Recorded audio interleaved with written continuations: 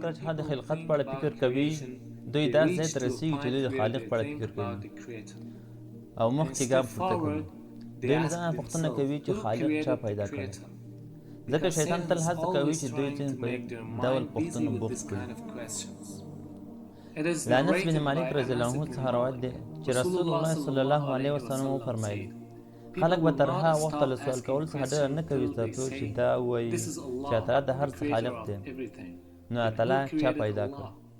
د شیطان لخوا تېرېدونکې پوښتنه کوم چې ډېر خلک په شک کې اچوي. نو یو خالق وجود لري، خالق له کومه شو؟ دا یوه داسې پوښتنه ده چې اکثره ځواب اورم. بل روایت کې له ابو هریره رضی الله عنه څخه روایت دی چې رسول الله صلی الله علیه وسلم وفرمایل په تاسو کې به دلته شیطان راشي او وایي به اسمانونه چا پیدا کړي، او هغه یې په ځواب کې وایي چې الله سبحانه وتعالی. بیا پوښتنه کوي چې ځمکه چا پیدا کړې، او بیا په ځواب کې وایي چې الله سبحانه وتعالی. بیا پوښتنه کوي چې الله سبحانه وتعالی چا پیدا کړې. بیا رسول الله صلی الله علیه وسلم وفرمایل که په تاسو کې چاته دا ډول فکر راشي نو ودې وایي چې زه په الله او د هغه په رسول ایمان لرم. دا په دې معنا نه ده چې اسلام یې ځواب نه لري، مطلب دا چې انسان باید داسې فکر ونه کړي چې الله سبحانه وتعالی خالق شته. په یاد ولرئ چې اسلام د هر ډول پوښتنې ځواب ورکړی. نو کله چې یو څوک له تاسو څخه دا ډول پوښتنه کوي نو هغه مه معنا کوئ، ځکه چې دې حق لري چې اسلام په اړه پوه شي. نو کله چې هغه پوښتنه کوي چې د خالق څوک دی، نو یوه بله پوښتنه پیدا کېږي چې د خالق څوک دی، او بیا بله پوښتنه پیدا کېږي چې د خالق څوک دی، او دا لړۍ لامحدوده دوام کوي. د ساینس په فلسفه کې یو ابتدایي ټکی دی. فرض کړئ چې د فضا نوردانو سپوږمۍ شاته د ماشینونو یوه مجموعه وموندله،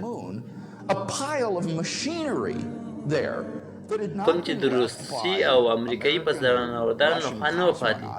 د دې ماشین لپاره غوره توضیح به څه وي؟ په ښکاره ډول هغه به یو ډول بهرني استخبارات وي چې ماشینونه یې هلته پرېښودل، او تاسو اړتیا نه لري چې دا توضیحات ولرئ چې دا بهرنیان څوک او له کومه راغلل، دوی څنګه هلته رسېدلي دي، او داسې نور ډول پوښتنې. د دې لپاره چې ماشین غوره توضیح وپېژندل شي نو هغه پوهه او عقل ډیزاین. نو دې لپاره چې یوې غوره توضیح توګه وپېژندل شي تاسو اړتیا نه لري چې توضیحات ولرئ. په حقیقت کې کله چې تاسو دې په اړه فکر کوئ د دې اړتیا به سمدلاسه د توضیحاتو لامحدودیت کې راشي. تاسو به توضیحات اړتیا ولرئ، مګر دې لپاره چې دا توضیحات وپېژندل شي نو تاسو به توضیحات اړتیا لرئ، او بیا توضیحات اړتیا پیدا کوئ، او په همدې توګه هیڅ شی نشي تشریح کولی. چې تاسو ووایئ چې څه لامل د کائناتو د پیدایښت لامل شو، نو راځئ چې دوام ورکړو. نو تاسو د هغه د لامل په اړه پوښتنه کوئ، او بیا د هغه د لامل په اړه پوښتنه کوي، همداسې دوام ورکوي، او بیا د هغه د لامل په اړه پوښتنه کوي، همداسې دوام ورکوي.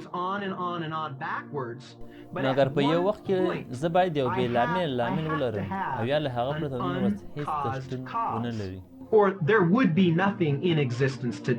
که د ډومینو سلسلې په اړه فکر وکړئ، تاسو به یو ډومینو لرئ چې د بل ډومینو باندې غورځېږي، چې هغه بیا پر نورو باندې غورځېږي او سلسله دوام کوي. نو دې لپاره چې سلسله دوام وکړي زه باید لومړی ډومینو ولرم، او یا د ډومینو سلسله تار هېڅکله پیل نه شي. نو کله چې دا لامحدود وي دا په دې معنا ده چې پای نشته، او عقل ذهن نشي منلی چې پای شتون نه لري.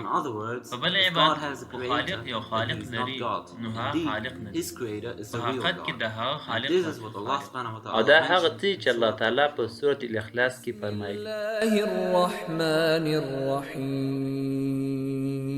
الرحیم قل هو الله احد الله الصمد لم يلد ولم يولد ولم يكن له كفوا احد.